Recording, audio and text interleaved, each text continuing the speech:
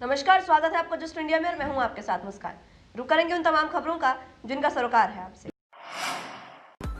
खबरों के प्रायोजक हैं आरोग्य मास्क लगाएं, कोरोना से सुरक्षित रहें। Kamal Chalk Industries, a trusted school of chalk, manufacturers and suppliers of chalk, color chalk, duster, mask, sanitizer, etc. Asian colour coated इस्पात लिमिटेड, आपका विश्वास हमारी पहचान। मेडिफिर international, taken a step to keep you safe from corona virus. रंज किया showroom in Rohtak and Bahadurgarh. Showroom पर आएं, टेस्ट ड्राइव लें और गाड़ी बुक कराएं। उत्तर प्रदेश के मुख्यमंत्री योगी आदित्यनाथ मुंबई दौरे पर हैं। बॉम्बे स्टॉक एक्सचेंज में उन्होंने बुधवार को लखनऊ नगर निगम के बॉन्ड का लॉन्च भी किया। वहीं योगी आदित्यनाथ के इस दौरे को लेकर विवाद भी शुरू हो गया है। महाराष्ट्र के मुख्यमंत्री उद्धव ठाकरे ने कहा कि कंपटीशन अच्छी बात है, लेकिन किसी की धमकी नहीं चलेगी। वहीं योगी जिस होटल में ठहरे, वहां महाराष्ट्र नवनिर्माण सेना ने उसके बाहर एक पोस्टर लगाया है। इसमें आदित्यनाथ का नाम लिए बिना उन्हें ठग भी कहा गया है। मंगलवार शाम को Indian merchant of chambers of commerce में बोलते हुए मुख्यमंत्री उद्धव ठाकरे ने कहा था कि महाराष्ट्र मैग्नेटिक राज्य है। उद्योगपतियों में आज भी महाराष्ट्र का आकर्षण कायम है। राज्य का कोई भी उद्योग बाहर नहीं जाएगा। इसके उलट दूसरे राज्यों के उद्योगपति भी महाराष्ट्र आएंगे। वहीं उत्तर प्रदेश की बीजेपी सरकार की ओर से महिला सुरक्षा के संदर्भ में शुरू किए गए मिशन शक्ति अभियान को लेकर कांग्रेस ने हमला बोला है। कांग्रेस महासचिव प्रियंका गांधी वाड्रा ने आरोप लगाया कि यूपी में महिलाओं के खिलाफ हो रहे अपराधों पर सरकार पर्दा डालने का प्रयास कर रही है। प्रियंका गांधी ने बुधवार को सोशल मीडिया पर लिखा कि जब सरकार का उद्देश्य केवल ढोंग और झूठा प्रचार हो तो मिशन विफल ही हो जाएगा।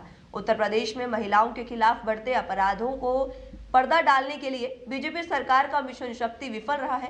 कांग्रेस के उत्तर प्रदेश प्रभारी ने एक खबर का हवाला देते हुए दावा किया कि युवती को जलाने वालों के खिलाफ 1 महीने बाद भी मामला दर्ज हो पा रहा है। प्रदेश में अपराध लगातार बढ़ते जा रहे हैं। वहीं कृषि कानूनों के विरोध में दिल्ली हरियाणा प्रदेश बॉर्डर पर किसानों का आंदोलन आज 7वें दिन भी जारी है। पुलिस ने आज यूपी को जाने वाले नोएडा लिंक रोड पर स्थित चीला बॉर्डर बंद कर दिया है। गौतम बुद्ध नगर पर किसानों के प्रदर्शन को देखते हुए यह फैसला लिया गया। वहीं गाजियाबाद में दिल्ली बॉर्डर पर सुबह किसान आंदोलित हो उठे और बैरिकेडिंग तोड़ दी। किसानों ने यहां डेरा जमाते हुए मवेशी भी बांध दिए। इस दौरान सरकार की सद्बुद्धि के लिए हवन पूजन का आयोजन भी किया गया। इस बीच भारतीय किसान यूनियन के राष्ट्रीय प्रवक्ता राकेश टिकैत ने ऐलान किया कि कल यानी गुरुवार को दिल्ली घेरने का प्रयास करेंगे।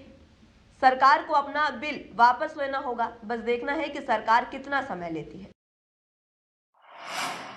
वहीं लव जिहाद के खिलाफ कानून बनाकर यूपी और पहली एफआईआर दर्ज करने वाला बरेली जनपद इन दिनों सुर्खियों में है।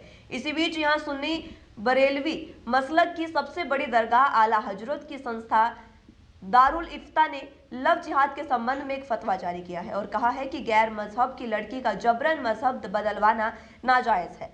लव जिहाद एक सामाजिक बुराई है जो पश्चिमी संस्कृति में आई है। इस पर अंकुश लगाना चाहिए। बता दें कि दुनिया भर में रह रहे बरेलवी मसलक से जुड़े मुसलमानों को यहीं से मजहबी एतबार की जानकारी फतवों से दी जाती है। वहीं फर्रुखाबाद में शिक्षक और स्नातक एमएलसी चुनाव के लिए मतदान में शिक्षकों ने बम्पर वोटिंग की। सुबह से ही मतदान का टेम्पो बनाए रखा। वहीं स्नातक मतदाताओं का वोटिंग प्रतिशत काफी निराशाजनक रहा। कुछ जगहों पर छुटपुट घटनाएं सहित शाम तक मतदान की समाप्ति तक 80.10% शिक्षकों और 54.02% स्नातकों ने मतदान किया। सुबह 8 बजे से जनपद के 11 मतदान केंद्रों पर स्थित 33 पोलिंग बूथ पर वोटिंग शुरू हुई थी, जहां पर 1422 शिक्षक वोटरों के लिए 12, वहीं 14,826 स्नातक मतदाताओं के लिए 21 बूथ बनाए गए थे। वहीं उत्तर प्रदेश के देवरिया जिले में मंगलवार रात डीएम अमित किशोर ने बीएसएफ के शहीद जवान अजय कुमार की बेटी का एक पिता की तरह कन्यादान कर समाज को एक नया संदेश दिया है। इस शादी समारोह में डीएम अपनी पत्नी के साथ पहुंचे थे। उन्होंने नव दंपति को उपहार भी भेंट किया। दरअसल सलेमपुर तहसील क्षेत्र के मझोली राज कस्बे के रहने वाले अजय कुमार बीएसएफ के 88वीं बटालियन में तैनात थे। जम्मू कश्मीर के उधमपुर जिले में 25 अगस्त 2018 में एक घटना के दौरान उनकी मौत हो गई थी। इसके बाद ही मृतक जवान के परिवार की स्थिति काफी बिगड़ गई थी। इस बीच परिवार ने बेटी शिवानी रावत की शादी तय कर दी थी। वहीं मंगलवार को उसकी बारात पहुंची थी। इससे पहले ही शिवानी ने जिले के डीएम अमित किशोर को एक भावुक चिट्ठी लिखी थी, जिसमें परिवार की स्थिति के अलावा पिता की अनुपस्थिति होने का जिक्र किया था। यह भी लिखा गया था कि डीएम अपने परिवार के साथ उनका कन्यादान करे। और उस भावुक चिट्ठी ने डीएम को शादी समारोह में पहुंचने के लिए मजबूर कर दिया। ऐसा परिवार यहाँ आया, मैंने आशीर्वाद दिया है नए वर वधू को और मैं इनको शुभकामना देने के लिए यहाँ आया हूँ। और जैसा कि जिलाधिकारी से अपेक्षा की गई है कि जितने हमारे पैरामिलिट्री या आर्मी, एयरफोर्स, नेवी के हमारे जितने जवान हैं, अधिकारी हैं, उनके अगर कोई भी समस्या होती है और वो अगर दिवंगत हो जाते हैं तो उनके परिवार का ख्याल रखना ये जिलाधिकारी के रूप में मेरा बहुत बड़ा दायित्व है। और आगे भी इस तरह अगर कभी आवश्यकता होगी तो मैं इसका निर्वहन।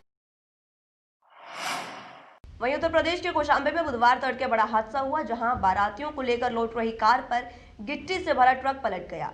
इसमें कार के ड्राइवर समेत 8 लोगों की मौत हो गई। मृतकों में 3 परिवार की 6 महिलाएं और एक बच्चा भी शामिल है। कार में 10 लोग सवार थे। 2 लोगों ने गाड़ी से कूदकर जान बचाई, उन्हें चोटें भी आई है। हादसा तड़के करीब सुबह 4 बजे हुआ। पुलिस ने बताया कि शहजादपुर गांव के मोहनलाल गुप्ता के बेटे पंकज अग्रहरी की मंगलवार को शादी थी। बारात कड़ा कोतवाली के देवीगंज में गई थी। शादी में शामिल होने के बाद बुधवार सुबह दूल्हे की चचेरी बहन अपने बेटा बेटी समेत 9 लोगों के साथ कार से शहजादपुर लौट रही थी। अंधेरे की वजह से ड्राइवर रास्ता भटक गया था। उसे जब ये एहसास हुआ तो वह रास्ते में गाड़ी रोककर लोकेशन समझने लगा, तभी यह हादसा हो गया। वहीं जमीन और संपत्ति के लालच में निर्दयी बहू ने अपने बेटे के साथ मिलकर अपनी सास को जलाकर मारने का प्रयास किया। घटना जनपद बहराइच के सुजोली इलाके की बताई जा रही है। इस मामले में पुलिस का कहना है कि सुजोली की रहने वाली कुसुमावती अपने बेटे मोहित के साथ मिलकर अपनी सास गुत्ती देवी को खेत में जिंदा जलाकर मारने का प्रयास किया गया। सूचना पाने के बाद मौके पर पहुंची पुलिस ने अधजली महिला को अस्पताल में भर्ती करवा दिया, जहां उसका इलाज जारी रहा है।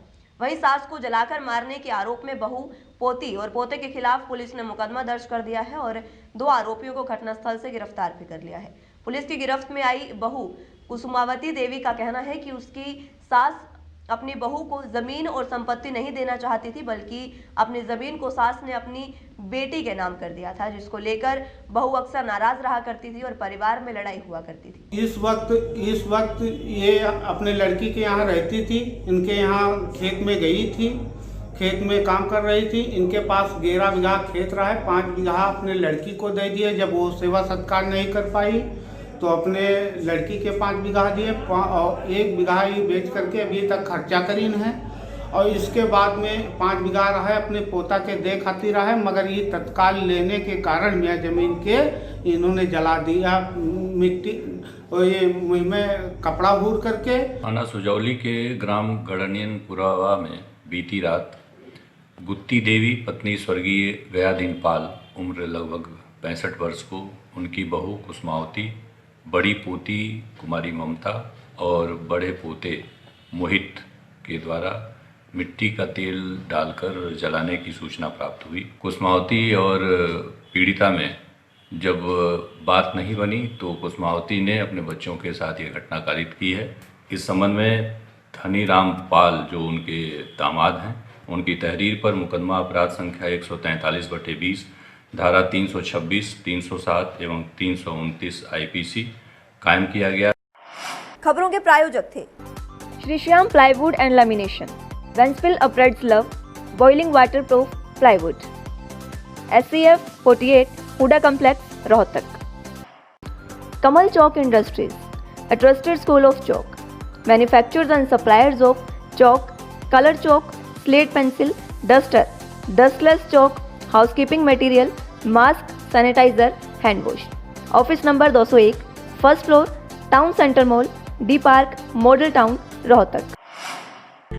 कोरोना महामारी से लड़ने के लिए आरोग्य मास्क लाया है आपके लिए सबसे आधुनिक मास्क। इसके साथ ही आपको मिलेगी आधुनिक PPE किट, वो भी बहुत ही सस्ते रेट पर। contact@arogyamask.com पर जाएं और हमसे संपर्क करें या फिर www.arogyamask.com से जुड़ें। इसके साथ ही आप हमें कॉल कर सकते हैं। हमारा पता है Anand international, plot number 181, Panipat, Haryana.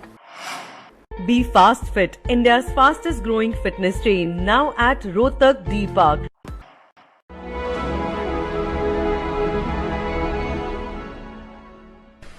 चाचा, आपने नया घर बनवाया है तो घर की छत पर कौन सी शीट लगवाई है? बेटा, मैंने अपने घर की छत पर एशियन शीट लगवाई है, क्योंकि क्योंकि वो कभी न मिटने वाले ओरिजिनल निशान की चादरें हैं। साथ में ISI का चिन्ह, 5 साल की वारंटी के साथ साथ पैसों का सही मूल्य देने वाली वही इकलौती शीट्स है। क्योंकि नाम नहीं, पहचान जरूरी है। फिलहाल के इस बुलेटिन में इतना ही। जुड़े रहिए के साथ। नमस्कार।